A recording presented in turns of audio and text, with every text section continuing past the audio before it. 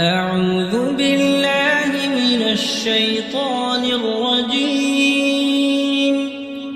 بسم الله الرحمن الرحيم. فأنشأنا لكم به جنات من نخيل وأعناب لكم فيها فواكه كثيرة ومنها تأكلون وشجرة تخرج من طور سيناء تنبت بالدهن وصبغ للآكلين. السلام عليكم ورحمة الله وبركاته. ഖുർആൻ പദം 1106 ദിവസത്തിലേക്ക് എല്ലാവരെയും ഹാർദമായി സ്വാഗതം ചെയ്യുന്നു. സൂറത്തുൽ മുഅ്മിനൂനിലെ 19-20 ആയത്തുകളാണ് ഇന്ന് പഠന വിധേയമാക്കുന്നത്. ക്ലാസ് ആരംഭിക്കുന്നതിനായി ആദരണീയനായ ഡോക്ടർ AI വിലായത്തുള്ള സാഹിബിനെ ക്ഷണിക്കുന്നു. അസ്സലാമു അലൈക്കും വറഹ്മത്തുള്ളാഹി വബറകാതുഹു. അഊദു ബില്ലാഹി മിനശ് ശൈത്വാനിർ റജീം. ബിസ്മില്ലാഹിർ റഹ്മാനിർ റഹീം. ഫഅൻശഅനാ ലക്കും ബിഹി ജന്നാത്തിൻ മിൻ നഖീലിൻ വഅഅനാബ് ലക്കും ഫീഹാ ഫവാകിഹു കസീറ വമിൻഹാ തഅകുലൂൻ وشجرة تخرج من طور سيناء تنبت بالدهن وصبغا للآكلين. صدق الله العلي العظيم. സൂറത്തുൽ മുഅ്മിനൂനിലെ 19-20 ആയത്തുകളാണ് ഞാൻ നിങ്ങളെ കേൾപ്പിച്ചിട്ടുള്ളത്. അല്ലാഹു ഭൂമിയിൽ മഴ വർഷിപ്പിച്ചുകൊണ്ട് മഴയെ അല്ലെങ്കിൽ മഴവെള്ളത്തിനെ ഭൂമിയിൽ താമസിപ്പിച്ച കാര്യം, ഭൂമിയിലെ താഴ്ന്ന പ്രദേശങ്ങളിലും ഭൂഗർഭ ഇടങ്ങളിലും ഒക്കെയായിട്ട് മഴവെള്ളം ശേഖരിച്ച കാര്യവും അതിനെ അവിടെ പാർപ്പിച്ച കാര്യമൊക്കെയാണ് നമ്മൾ പിന്നിട്ട ആയത്തുകളിലായിട്ട് സൂചിപ്പിക്കപ്പെടുകയുണ്ടായത്. എപ്പോ വേണമെങ്കിലും ഏതു വിധേന വേണമെങ്കിലും അതിനെ പിൻവലിക്കാൻ, അതിനെ പോക്കിക്കളയാൻ തീർച്ചയായിട്ടും നമുക്ക് സാധിക്കും എന്നുകൂടി അല്ലാഹു അവിടെ പറഞ്ഞു വെക്കുകയാണ്. വഇന്ന അലാ ദഹാബിൻ ബിഹി ലഖാദിറൂൻ. ഇത് മഴവെള്ളത്തിന്റെ കാര്യത്തിൽ മാത്രമല്ല, മനുഷ്യന് വേണ്ടി അല്ലാഹു ഭൂമുഖത്തായി ഒരുക്കി വെച്ചിട്ടുള്ള അനുഗ്രഹങ്ങളിൽപ്പെട്ട ഏതു വേണമെങ്കിലും അല്ലാഹു ഉദ്ദേശിക്കുന്നുവെങ്കിൽ അവന് പിൻവലിക്കാവുന്നതേ ഉള്ളൂ. അവന്റെ കാഴ്ചശേഷി, കേൾവിശക്തി തുടങ്ങിയിട്ട് അവന്റെ ബുദ്ധി, ഓർമ്മ, അവന്റെ ശരീരത്തിന്റെ പേശീബലം, അങ്ങനെ തുടങ്ങിയിട്ടുള്ള എന്തെന്ത് അനുഗ്രഹങ്ങൾ ഒരു വ്യക്തിയുടെ ദേഹവുമായി ബന്ധപ്പെട്ടുകൊണ്ടുണ്ടോ അതൊക്കെയും തന്നെ അല്ലാഹു അവൻ നൽകിയിട്ടുള്ള അനുഗ്രഹമാണ് എന്നത് നമ്മെ ബോധ്യപ്പെടുത്തുന്ന വിധത്തിൽ ചിലപ്പോ അത് പിൻവലിച്ചതായി, അത് പോക്കിക്കളഞ്ഞതായിട്ട് നമുക്ക് കാണാൻ കഴിയാറുണ്ട്.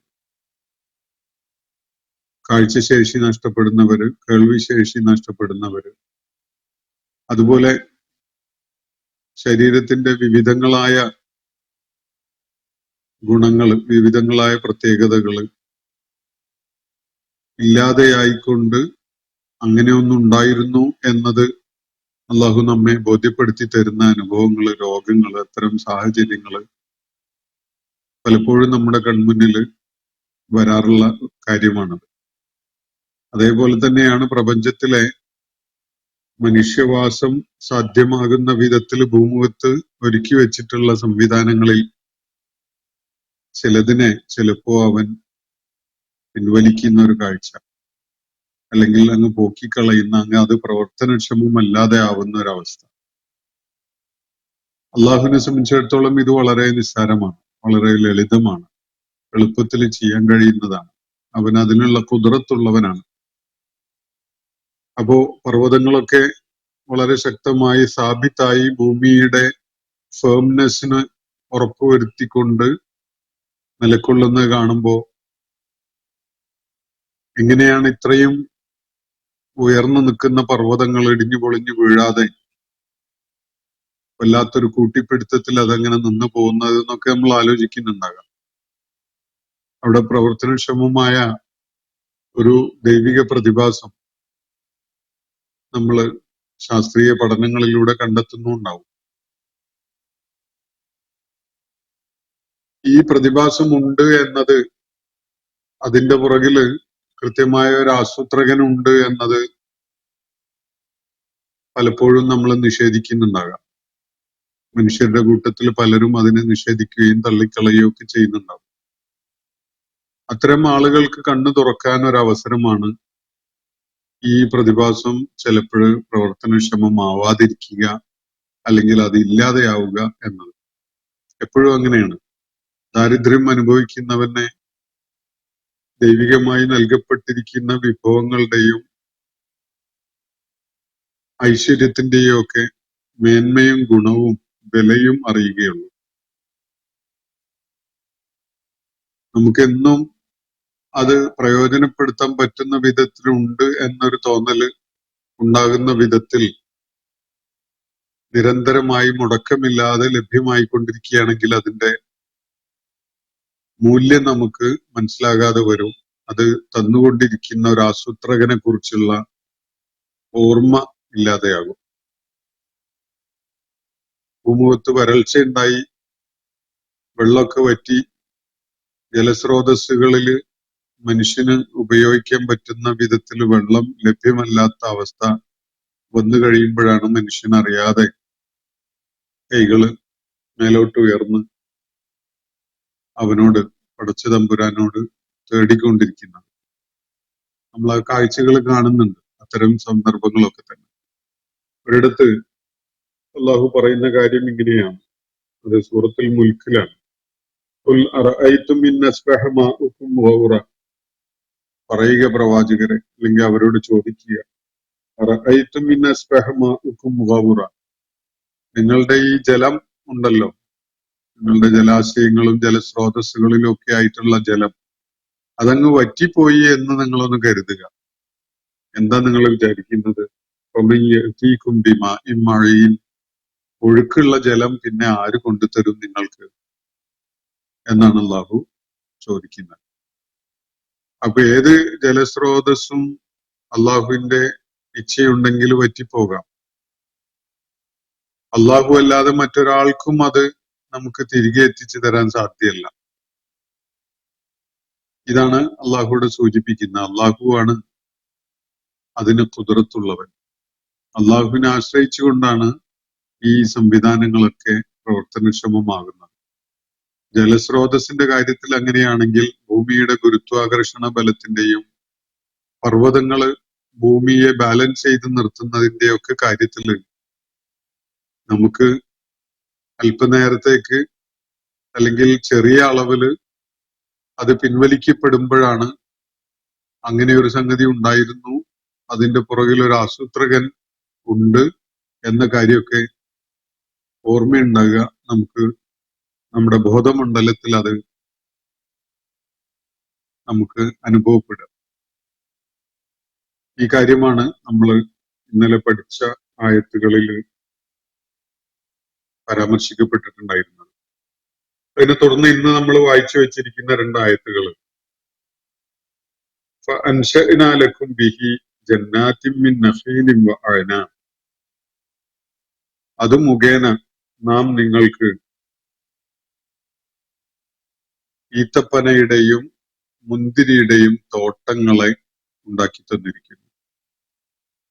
ഫഅൻശഅനാലക്കും, നിങ്ങൾക്കായി നാം രൂപപ്പെടുത്തി തന്നിരിക്കുന്നു, ബിഹി, ഈ ആകാശത്തുനിന്ന് വർഷിച്ച, നേരത്തെ പരാമർശിച്ച, മുന്നേയുള്ള ആയത്തിൽ പരാമർശിച്ച ജലം, അത് മുഖേന, അത് പ്രയോജനപ്പെടുത്തിക്കൊണ്ട് ഭൂമുഖത്ത് നിങ്ങൾക്ക് ഈത്തപ്പനയുടെയും മുന്തിരിയുടെയും തോട്ടങ്ങൾ ഉണ്ടാക്കി തന്നിരിക്കുന്നു.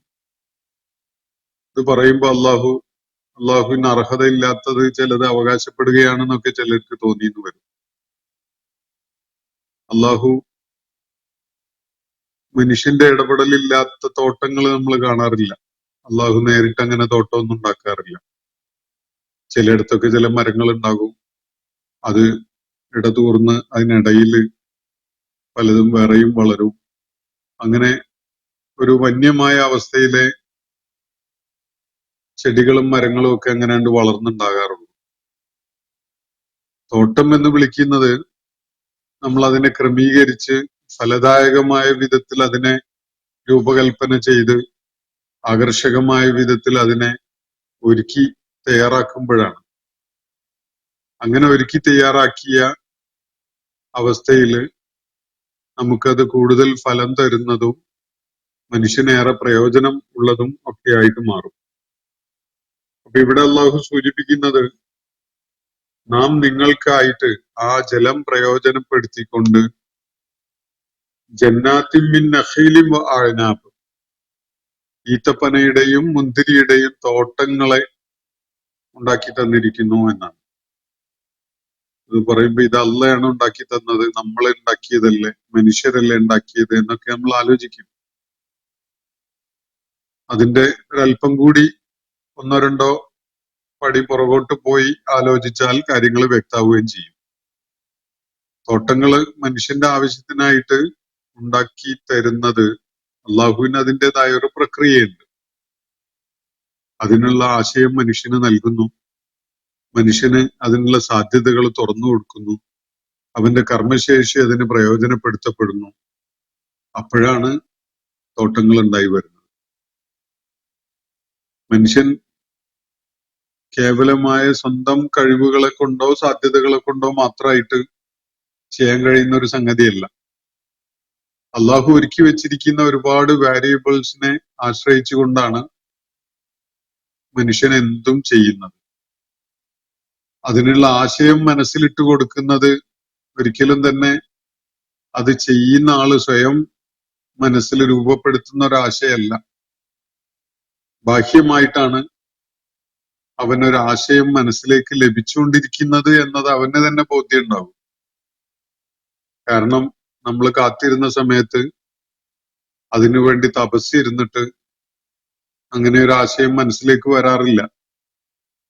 നമ്മൾ ഒട്ടും പ്രതീക്ഷിക്കാതെയും അവിചാരിതമായിട്ടും ആശയങ്ങൾ മനസ്സിലേക്ക് വന്നെന്നും വരും. അപ്പോ ആശയങ്ങൾ നമ്മുടെ മനസ്സിൽ വരുന്നതിനുള്ള നിയന്ത്രണം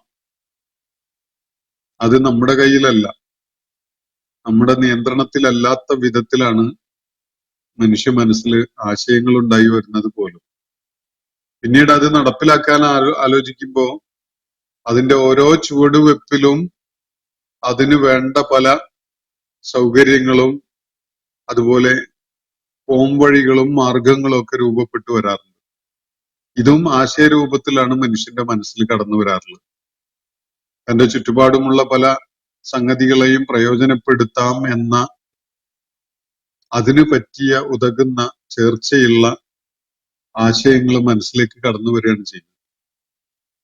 അത് പടച്ച തമ്പുരാൻ നൽകുന്ന ആശയങ്ങളാണ്. അള്ളാഹു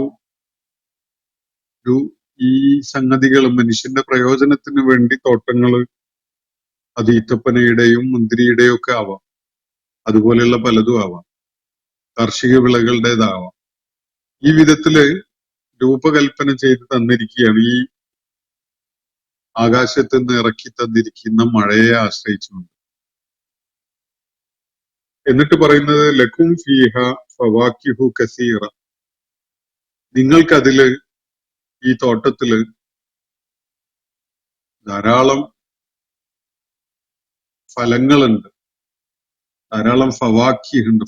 ഫവാക്കിഹ് എന്ന് പറഞ്ഞാല് ഫാക്കിഹത്തിന്റെ ബഹുവചനാണ്, പഴവർഗ്ഗങ്ങളാണ് ഉദ്ദേശിക്കപ്പെടുന്നത്. പല വിധത്തിലുള്ള കായ്കനികളും പഴവർഗ്ഗങ്ങളും ഒക്കെ നിങ്ങൾക്കതിൽ ലഭ്യമാകുന്നു. അപ്പൊ ഈ ഈത്തപ്പനയുടെയും മുന്തിരിയുടെയും തോട്ടങ്ങളില് അല്ലെങ്കിൽ സമാനമായ തോട്ടങ്ങളിൽ അത് മാത്രമല്ല, ധാരാളം വൈവിധ്യമുള്ള വിധത്തില് ധാരാളം പഴവർഗ്ഗങ്ങളും കായികനികളും ഒക്കെ നമുക്ക് അള്ളാഹു അവിടെ ഒരുക്കി തന്നിരിക്കുന്നു എന്നാണ് പറയുന്നത്. ലക്കും ഫീഹ ഫവാക്കിഹു കസീറ. മനുഷ്യന്റെ വിവിധങ്ങളായ ആവശ്യങ്ങൾക്കായിട്ടുള്ള പഴവർഗ്ഗങ്ങളും കായികനികളും ഒക്കെ അള്ളാഹു അവിടെ ഒരുക്കുകയാണ്. വിശപ്പടക്കാൻ, രുചി അനുഭവിക്കാൻ, അതുപോലെ ജീവിത ആയോധനത്തിന് വേണ്ട വരുമാനം, മനുഷ്യന്റെ നിലനിൽപ്പിന് വേണ്ട വരുമാനം ഉണ്ടാകാൻ, ഇങ്ങനെ പല ആവശ്യത്തിനുമായിട്ടാണ് അള്ളാഹു പലതും ഇവിടെ ഭൂമിയിൽ നമുക്കായിട്ട് ഉൽപ്പാദിപ്പിച്ചു തരുന്നത്. അത് മുഴുവനും നമുക്ക് ഭക്ഷിക്കാൻ വേണ്ടിയുള്ളതല്ല, ചിലതൊക്കെ ഭക്ഷിക്കാനുള്ളതാണ്. അതും പരിമിതമായ ഒരു അളവില്. ബാക്കി നമ്മൾ ആവശ്യക്കാർക്ക് വിൽപ്പന ചെയ്യുകയോ ഒക്കെയാണ് ചെയ്യുക. അതിലൂടെയാണ്, നമുക്കറിയാലോ, വാഴക്കൃഷി നടത്തി അരി വാങ്ങുന്ന ആളുകളുണ്ടല്ലോ, മീൻ പിടിച്ച് അരി വാങ്ങുന്നവരുണ്ട്, അതുപോലെ ചേമ്പ് കൃഷി നടത്തി അരി വാങ്ങുന്നവരുണ്ട്. അപ്പോ നമ്മൾ ഉൽപ്പാദിപ്പിക്കുന്ന ഈ കാർഷിക വിളകളോ പഴവർഗ്ഗങ്ങളോ ഒക്കെ ആയാൽ പോലും അത് നമ്മുടെ ഭക്ഷ്യാവശ്യത്തിന് മാത്രമായിട്ടുള്ളതല്ല. അതിലൂടെ നമുക്ക് ഒരു ജീവിത സാധ്യത തുറന്നു വരികയാണ്. അപ്പൊ അതാണ് അല്ലാഹുവിടെ സൂചിപ്പിക്കുന്ന ലക്കും ഫീഹ ഫവാക്കിഹു കസീറ.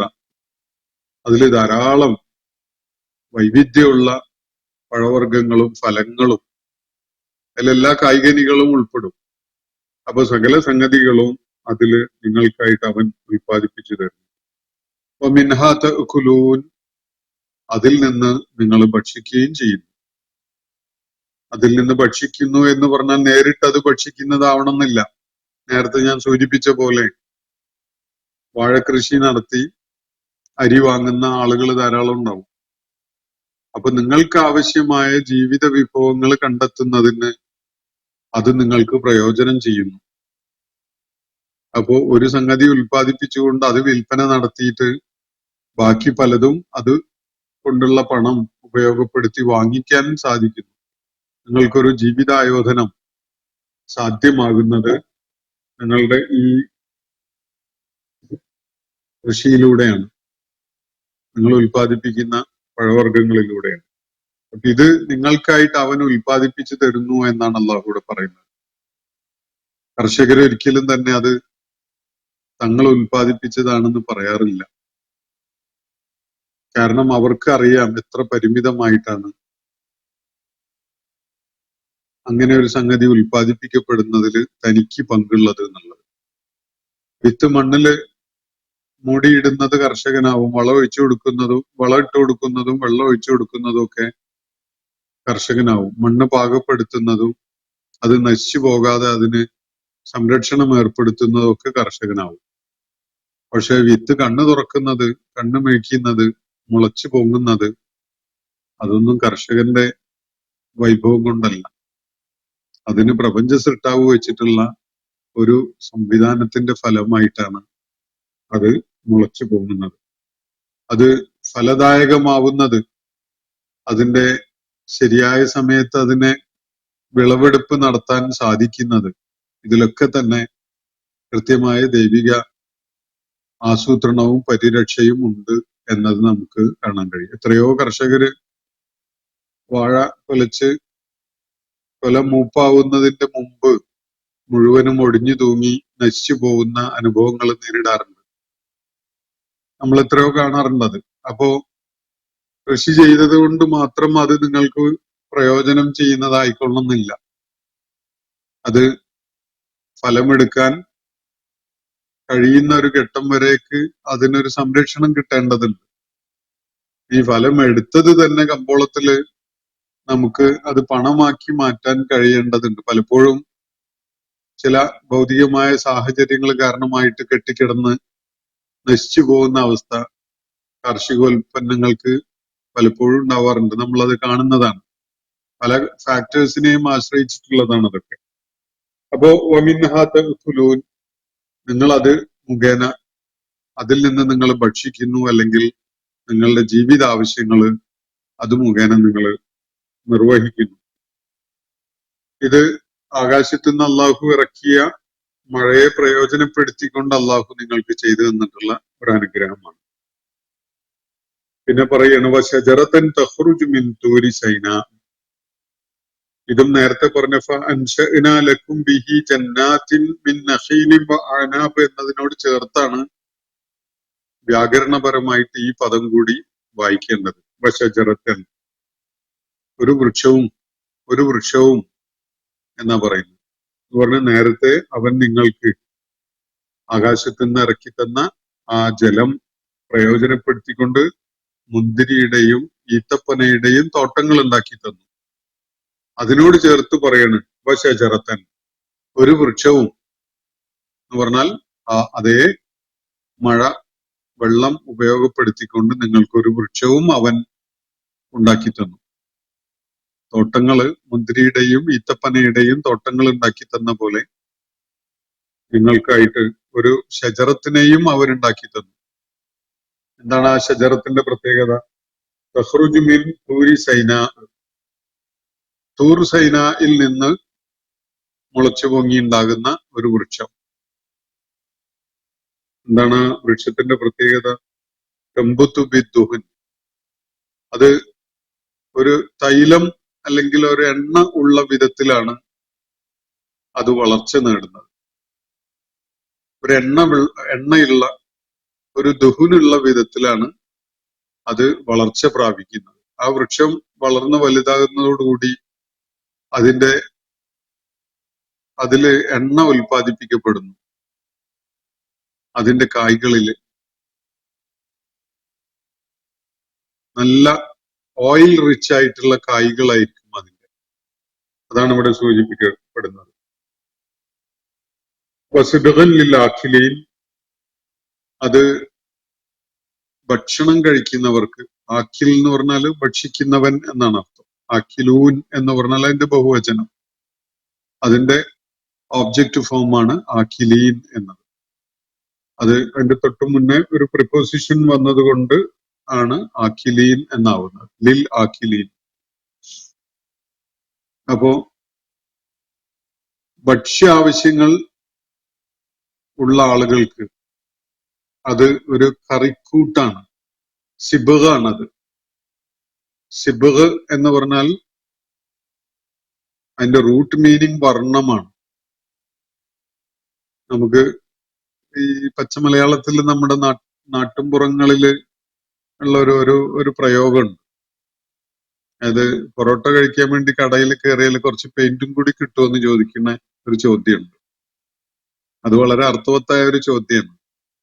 പൊറോട്ടയുടെ ഒരു വർണ്ണം നമുക്കറിയാം, അതിനെ ഒന്ന് നിറം മാറ്റാൻ ഒരല്പം കറിയും കൂടി ഒഴിച്ചു തരുമെന്നുള്ളതാണ് ആ ചോദ്യം. നമ്മുടെ ഈ പ്രദേശങ്ങളിലൊക്കെ അങ്ങനെ ഒരു പ്രയോഗമുണ്ട്, പൊറോട്ടയും പെയിന്റും അടിക്കുക എന്ന് പറഞ്ഞാൽ കറിക്ക് വേറെ കാശൊന്നും കൊടുത്തിട്ട് ബീഫോ അല്ലെങ്കിൽ അതുപോലെയുള്ള കറിയൊന്നും വാങ്ങാതെ ഒരല്പം ചാറ് ഒഴിച്ച് കിട്ടിയാൽ മതി ഒരു പൊറോട്ട കഴിക്കാൻ. അത്യാവശ്യം ഒരു വൈകുന്നേരത്തെ ഒരു വിശപ്പടക്കാനുള്ള ഒരു സംഗതി എന്നുള്ള നിലയ്ക്ക് അങ്ങനെ ഒരു സംവിധാനം നമ്മുടെ ഈ ഭാഗത്തൊക്കെയുള്ള പല റെസ്റ്റോറന്റുകളിലും ഉണ്ട്. അതിന് പ്രത്യേകിച്ച് കാശൊന്നും വാങ്ങൂല അവർ. കടക്കാർക്ക് വലിയ ചെലവൊന്നും ഇല്ലാത്ത കാര്യമാണ്. അവര് വേറെ നിലക്ക് വിൽക്കുന്ന കറിയുടെ അതിന്റെ അല്പം ചാറ് മാത്രം ഒഴിച്ചു കൊടുക്കുന്ന ഒരു പരിപാടി. ഈ ആശയം തരുന്ന ഒരു വാക്കാണ് സിബഗ് എന്നത്. ഖുർആനിൽ വേറെയിടത്ത് സിബഗിന്റെ വേറെ രൂപം ഉപയോഗിച്ച് കാണാം, സിബഗത്തുല്ലാഹ് വമൻ അഹ്സനു മിനല്ലാഹി സിബഗ എന്നും. അള്ളാഹുവിന്റെ വർണ്ണം, അള്ളാഹുവിന്റെ വർണ്ണബോധം, ആരാണ് അള്ളാഹുവിനേക്കാൾ മെച്ചപ്പെട്ട വർണ്ണകൽപ്പന നൽകുന്നവനായിട്ടുള്ളത് എന്നാണ് അവിടെ ചോദിക്കുന്നത്. അള്ളാഹു എല്ലാറ്റിനും ഓരോ വർണ്ണം കൊടുത്തിട്ടുണ്ട്. ആ വർണ്ണബോധം എന്നത് മനുഷ്യന് ഏറ്റവും ഏറെ ആനന്ദം പകരുന്ന ഒരു സംഗതിയാണ്. ആകാശത്തിന് വർണ്ണമുണ്ട്, ചെടികൾക്ക്, ഇലകൾക്ക്, വൃക്ഷങ്ങളുടെ തടിക്ക്, പൂക്കൾക്ക്, കായ്കനികൾക്ക് ഒക്കെ വളരെ വൈവിധ്യമുള്ള വർണ്ണമുണ്ട്. ഈ വർണ്ണങ്ങള് അതിനേറ്റവും ചേരുന്ന വർണ്ണങ്ങളാണ് നമ്മൾ കാണുന്നത്. ആ വർണ്ണങ്ങള് നമ്മൾ അല്പം മാറ്റിയാൽ നമുക്ക് അത്ര ആകർഷകമായിട്ട് അത് തോന്നിക്കൊള്ളണമെന്നില്ല. ഇലകളെല്ലാം പച്ചയല്ല, ഇനി എല്ലാ പച്ചയും ഒരേപോലെയുള്ളതല്ല. എത്ര വൈവിധ്യമാണ് പച്ച വർണ്ണത്തിന് ഇലകൾക്കിടയിൽ നമ്മൾ കാണുന്നത്. ഇനി ചില വൃക്ഷങ്ങളുടെ ഇലകളൊന്ന് നോക്കൂ, അത് പച്ചയല്ല, ചുവപ്പോ അതുപോലെ കുങ്കുമ വർണ്ണത്തിനോട് അടുത്തുള്ളതോ ഒക്കെ ആയിട്ടുള്ള വർണ്ണമുള്ള ചെടികളും മരങ്ങളും ഒക്കെ ഉണ്ട്. അതുപോലെ പലതിനും വ്യത്യസ്തമായ വർണ്ണങ്ങൾ നൽകിക്കൊണ്ട് അള്ളാഹു അതിനെ രൂപകൽപ്പന ചെയ്തിരിക്കുന്നത് അതിനെ കണ്ട് ആനന്ദിക്കുന്ന ഒരു കഴിവുള്ള ഒരു സൃഷ്ടി ഭൂമുഖത്ത് അള്ളാഹു അങ്ങനെ ഒരു സൃഷ്ടിയെ പറഞ്ഞയക്കുന്നു എന്നതിനാലാണ് എന്നാണ് ഞാൻ മനസ്സിലാക്കുന്നത്. ഒരു സിംഹമോ പുലിയോ കരടിയോ ആടോ പശുവോ ഒരു റോസാപ്പൂവിന്റെ സൗന്ദര്യം നോക്കി നിൽക്കുന്നത് നമ്മളാരും കാണാറില്ല. സൂര്യോദയം കണ്ടു നിൽക്കുന്ന അല്ലെങ്കിൽ സൂര്യാസ്തമയം നിരീക്ഷിച്ച് അതിൽ ആനന്ദം കാണുന്ന ഒരു ജീവിയും മനുഷ്യനല്ലാതെ നമുക്ക് കാണാൻ പറ്റിയിട്ടില്ല. ബബൂൺ ഒരു പ്രത്യേകതരം കുരങ്ങൻ സൂര്യന്റെ ഉദയ സമയത്ത് അതിന്റെ നേരെ ഇങ്ങനെ തിരിഞ്ഞിരിക്കുന്നത് അതിന്റെ വർണ്ണം കണ്ട് ആനന്ദിക്കാനല്ല, യഥാർത്ഥത്തിൽ അത് അതിന്റെ ആ ചൂട് കായാൻ വേണ്ടിയാണ്, അല്ലെങ്കിൽ ഉദയസൂര്യന്റെ പ്രകാശം മേല് പതിച്ച് അതിലൊരു കംഫർട്ട് കിട്ടാൻ വേണ്ടിയാണ് എന്നുള്ളത് മനസ്സിലാവും. അതൊന്ന് നമുക്ക് അതിന്റെ കാഴ്ച ഒന്ന് ബ്ലോക്ക് ചെയ്താൽ അത് സ്റ്റിൽ അങ്ങനെ തന്നെ ഇരിക്കുന്നത് കാണാൻ കഴിയും. കാരണം അതിനാ സൂര്യപ്രകാശം ലഭിക്കുകയാണ് വേണ്ടത്. അപ്പം മനുഷ്യന്റെ ഒരു ചോദനയാണ്, ഒരു തേട്ടമാണ് ഈ വർണ്ണങ്ങള് അനുഭവിക്കുക, അതിൽ ആനന്ദം കാണുക എന്നുള്ളത്. അപ്പോ ഞാൻ സൂചിപ്പിച്ചത് ഇവിടെ സിബഹലിൽ ഇവിടെ സൂചിപ്പിക്കപ്പെടുന്ന വൃക്ഷം ജൈത്തൂനാണ്, ഒലീവാണ്, ഒലീവ് വൃക്ഷം. ഒലീവ് വൃക്ഷത്തിന്റെ പ്രഭവ കേന്ദ്രമായിട്ട് അറിയപ്പെടുന്നത് ഈ മധ്യപൗരസ്ത്യ ഭൂപ്രദേശത്തെ ഈ സിനായ് മരുഭൂമിയുടെ ആ പ്രദേശമാണ്. മരുഭൂമിയിലാണ് ഇത് ഏറ്റവും നന്നായി ഉണ്ടാവാറുള്ളത്.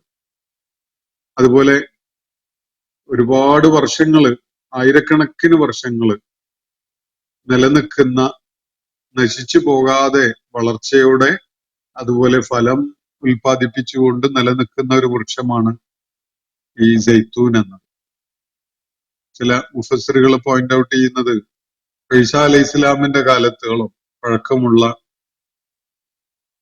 ഈ സൈത്തൂൻ വൃക്ഷങ്ങള്, ഒലീവ് വൃക്ഷങ്ങള് മധ്യപൗരസ്ത്യ ഭൂപ്രദേശത്ത് ഇപ്പോഴും കേടുപാടുകൾ പറ്റാതെ നിലനിൽക്കുന്നുണ്ട് എന്നാണ്.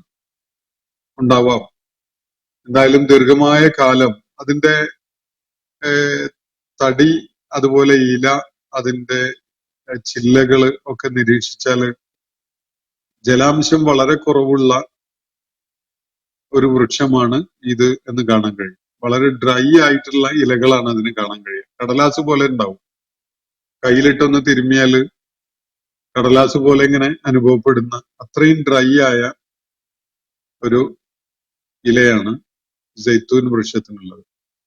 പക്ഷെ അതിന്റെ കായ്, ഒലീവ് കായകള് അത് നിറയെ ഓയിലാണ്, എണ്ണയാണ്, ഓയിൽ റിച്ച് ആണ്. അത് പല ആവശ്യത്തിനും മനുഷ്യൻ പ്രയോജനപ്പെടുത്താറുണ്ട്. അതിന് എണ്ണ എക്സ്ട്രാക്ട് ചെയ്തെടുത്തിട്ട് കമ്പോളങ്ങളിൽ ഏറ്റവും വിലയുള്ള കുക്കിങ്ങിന് പറ്റുന്ന എണ്ണ ഏതാണെന്ന് അന്വേഷിച്ചാൽ ജൈത്തൂൻ ആണെന്ന് കാണാൻ കഴിയും.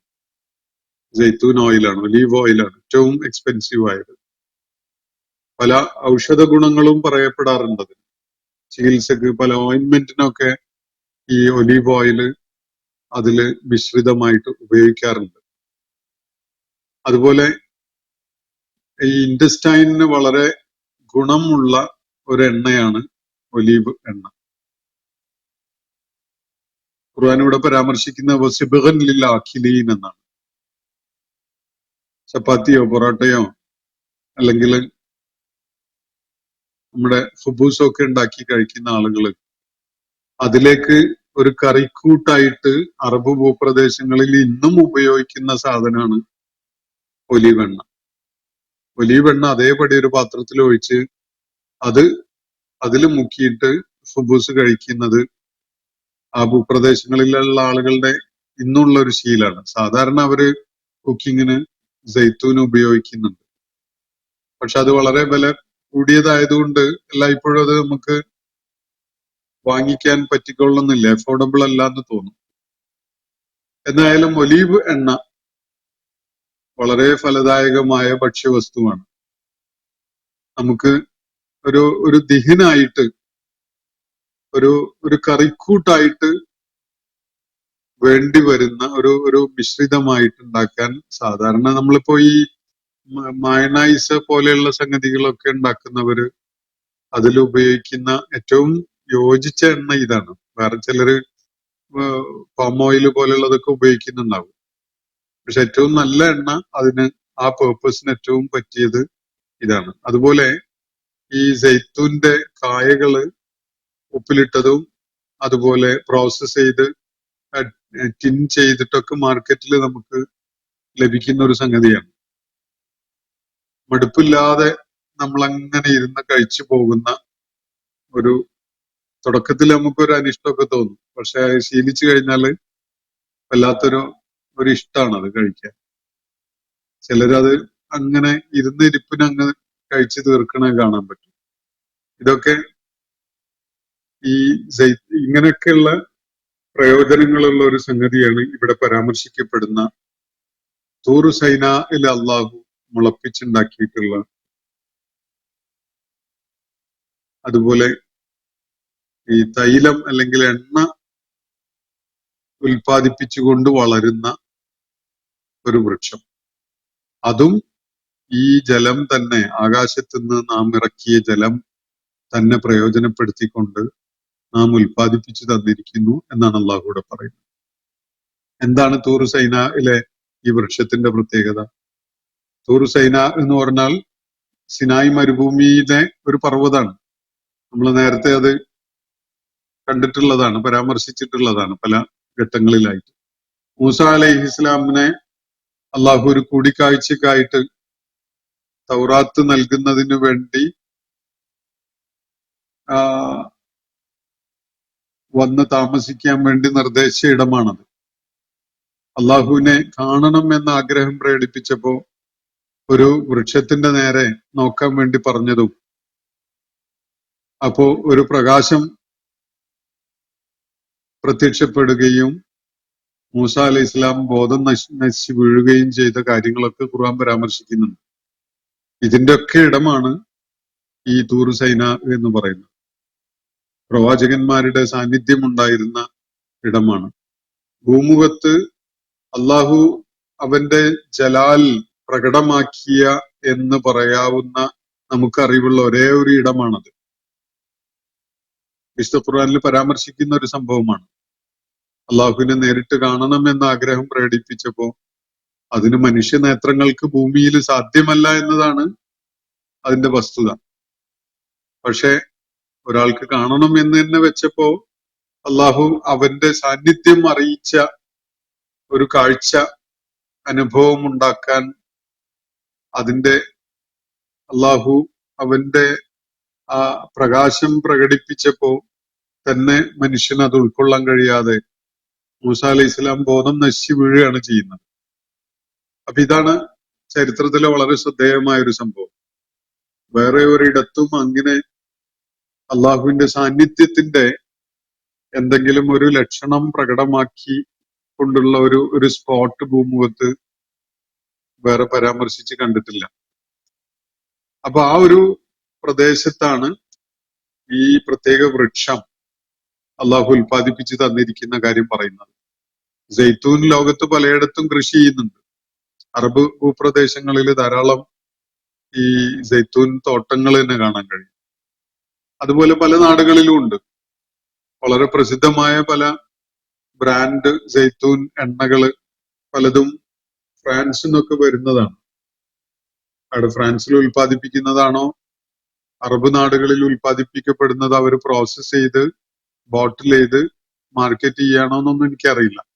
പലയിടത്തും ഉണ്ട് അത് കൃഷി. എന്നാൽ അതിൽ ഏറ്റവും ക്വാളിറ്റി ഉള്ളതായിട്ട് അറബ് സഹപ്രവർത്തകർ പലപ്പോഴും എന്നോട് പറഞ്ഞിട്ടുള്ളതും പല സോഴ്സിനും അറിയാനും പറ്റിയിട്ടുള്ളത് ഈ ജോർദാൻ പ്രദേശത്ത് ഈ നേരത്തെ പരാമർശിക്കപ്പെട്ട തൂർ സൈനാന്റെ ഒക്കെ പരിസരത്തുള്ള ഈ ജൈത്തൂൻ വൃക്ഷത്തിൽ ഉണ്ടാവുന്ന ജൈത്തൂനാണ് ഏറ്റവും ക്വാളിറ്റി ഉള്ളത്, ക്വാളിറ്റിയിൽ ഏറ്റവും മികച്ചു നിൽക്കുന്നത് എന്നാണ് അവർ പറയാറുള്ളത്. ഒരു പക്ഷേ വിശുദ്ധ ഖുർആനിലെ ഈ പരാമർശം കാരണമായിട്ട് അങ്ങനെ ഒരു വിശ്വാസം ഉണ്ടായി വന്നതാവാം.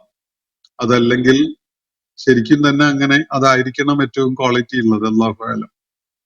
എന്തുകൊണ്ടാണ് ഈ പ്രദേശത്തിന് ഇവിടെ പ്രത്യേകം പരാമർശം നൽകപ്പെട്ടിരിക്കുന്നത്? ഈ ജൈത്തൂൻ പ്രത്യേകം സിബ്ഗുൻ ലിൽ ആഖിലീൻ എന്ന വിധത്തിൽ അതിന്റെ എണ്ണയെ കുറിച്ച് അള്ളാഹു പരാമർശിക്കുന്നതൊക്കെ അതില് അനുഭവത്തിലൂടെ ഏറ്റവും ഉപകാരപ്രദമായതാണത് എന്നത് നമുക്ക് ഏതായാലും മനസ്സിലാക്കാൻ സാധിക്കും. അതിനപ്പുറത്ത് ദൈവികമായ ചില നിഗൂഢതകൾ അതിലൊക്കെ അടങ്ങിയിട്ടുണ്ടാവാനും സാധ്യതയുണ്ട്. അല്ലാഹു അഅലം. എന്തായാലും ഒരുപാട് ഈ പ്രാധാന്യമുള്ള ഒരു ഇടമാണത്. അവിടെയാണ് ജബൽ മൂസ ഉള്ളത്. മൂസ അലൈഹി ഇസ്ലാമിനെ ഈ തൂർ സൈനയിലാണ് അള്ളാഹുവുമായുള്ള ആ സന്ധിക്കലിന് വേണ്ടി തെരഞ്ഞെടുക്കപ്പെട്ട ഇടം. അപ്പൊ തൂർ സൈന എന്നുള്ളത് ആ പർവ്വതത്തിന്റെ പേരാണ്. ആ പർവ്വതം നിലക്കൊള്ളുന്ന ഭൂപ്രദേശം ഒരു മരുഭൂമിയാണ്. അതാണ് സീനാ മരുഭൂമിയായിട്ട് അല്ലെങ്കിൽ സൈന എന്ന പേരിൽ അറിയപ്പെടുന്നത്. അപ്പോ അവിടെ ഉൽപ്പാദിപ്പിക്കപ്പെട്ടുള്ള എണ്ണ ഉൽപ്പാദിപ്പിച്ചുകൊണ്ട് വളരുന്ന ആ വൃക്ഷം, അതിനെയും നാം നിങ്ങൾക്കായിട്ട് ഉണ്ടാക്കി തന്നിരിക്കുന്നു എന്നാണ് അള്ളാഹു ഇവിടെ പറയുന്നത്. വശജറത്തൻ തഖ്റുജു മിൻ തൂരി സൈനാ, തൂറു സൈനായിൽ നിന്ന് മുളച്ചുണ്ടാകുന്ന, അതിന്റെ ഈ ഒലീവിന്റെ പ്രഭവ കേന്ദ്രം തൂറു സൈന ആണ് എന്ന് നിരീക്ഷിക്കുന്നതും നമുക്ക് കാണാൻ സാധിക്കും. അങ്ങനെയുള്ള നിരീക്ഷണങ്ങളും ഉണ്ട്. തൂറു സൈനയിലാണ്, ആ പരിസരത്താണ് ആദ്യമായിട്ട് ഈ ഒലീവ് വൃക്ഷങ്ങൾ ഉണ്ടായത്. പിന്നീടാണ് ലോകത്തിന്റെ പല ഭാഗങ്ങളിലേക്കും അത് വ്യാപിച്ചത് എന്നൊക്കെയാണ് ചില നിരീക്ഷണങ്ങൾ. തെമ്പുത്തു ബി ദുഹുൻ, അത് വളരുന്നത്, അത് ഒരു ഒരു ഒരു ചെടി വൃക്ഷം എന്നൊക്കെയുള്ള നിലക്ക് വളരുന്ന ഒരു നബാത്ത് എന്നുള്ള നിലക്ക് അതിനൊരു വെജിറ്റബിൾ ഗ്രോത്ത് ഉണ്ടാവുന്നത് ബിദ്ദുഹൻ, എണ്ണ ഉൽപ്പാദിപ്പിച്ചുകൊണ്ടാണ്. അതില് വളർച്ചയുടെ തന്നെ ഒരു മേജർ കോമ്പണന്റ് എന്ന് പറയുന്നത് ഈ എണ്ണയുടെ ഓയിലിന്റെ സാന്നിധ്യം അതിനകത്ത്, അതിന്റെ തടിയിലും ഇലയിലും ഒക്കെ കുറഞ്ഞ അളവിൽ ഉണ്ടാവും. അതിന്റെ കായില്, ഒലീവ് കായില് അത് ഓയില് അങ്ങനെ നിറച്ചു വെച്ചിരിക്കുന്ന പോലെ തോന്നും നമുക്കത് കഴിക്കുമ്പോൾ. തെമ്പുത്തുബിദ്ദുഹൻ, നമുക്ക് ഒരു പക്ഷേ നാളികേരം ഉണക്കി കൊപ്രയാക്കി ആട്ടിയെടുക്കാൻ വേണ്ടി തയ്യാറാക്കിയ കൊപ്ര കഷ്ണം എടുത്തൊന്ന് വായിലിട്ട് ചവച്ചാല് അതിൽ നിന്ന് എണ്ണ ഇങ്ങനെ ഉറ്റി വരുന്ന ഒരു അനുഭവം നമുക്കൊക്കെ ഉണ്ടാകും. അതിനോടൊക്കെ സമാനതയുള്ള ഒരു അനുഭവമാണ് അറബി ഭൂപ്രദേശത്തുള്ള ആളുകളെ സംബന്ധിച്ചിടത്തോളം ഈ സൈത്തൂന്റെ കായയുടെ കാര്യത്തിൽ. അപ്പൊ അതിനെക്കുറിച്ച് അള്ളാഹുവിടെ പറയുന്ന വസിബ്ഗൻ ലിൽ ആഖിലീൻ എന്നാണ്. അത് സിബ്ഗാണ്, വർണ്ണം നൽകുന്ന ഒരു സാധനമാണ് ഭക്ഷിക്കുന്നവർക്ക് എന്ന് പറഞ്ഞാൽ ഭക്ഷിക്കുന്നവർക്കുള്ള ഒരു കറിക്കൂട്ടാണത്. നേരത്തെ ഞാൻ സൂചിപ്പിച്ച പൊറോട്ടയിൽ പെയിന്റ് അടിക്കുന്ന കാര്യം ഒന്ന് മനസ്സിൽ വീണ്ടും കൊണ്ടുവന്നാൽ അത് മനസ്സിലാവും. അപ്പൊ വസിബ്ഗൻ ലിൽ ആഖിലീൻ, ഭക്ഷ്യവസ്തുക്കളെ തസ്ബീഹ് ചെയ്യുന്ന, വർണ്ണം നൽകി അതിനെ സ്വാദുള്ളതാക്കി മാറ്റുന്ന ഒരു സംഗതി കൂടിയാണത്. ആ വിധത്തിലുള്ള ഒരു വൃക്ഷക്കായ ഉണ്ടാകുന്ന വൃക്ഷത്തെയും നാം ആകാശത്ത് നിന്ന് ഇറക്കി മഴയിലൂടെ നിങ്ങൾക്കായിട്ട് ഉൽപ്പാദിപ്പിച്ചു തന്നിരിക്കുന്നു എന്നാണ് അള്ളാഹു ഇവിടെ പറയുന്നത്. ഞാൻ അവസാനിപ്പിക്കുകയാണ്. വാഖിറു ദഅവാന അനിൽ ഹംദുലില്ലാഹി റബ്ബിൽ ആലമീൻ.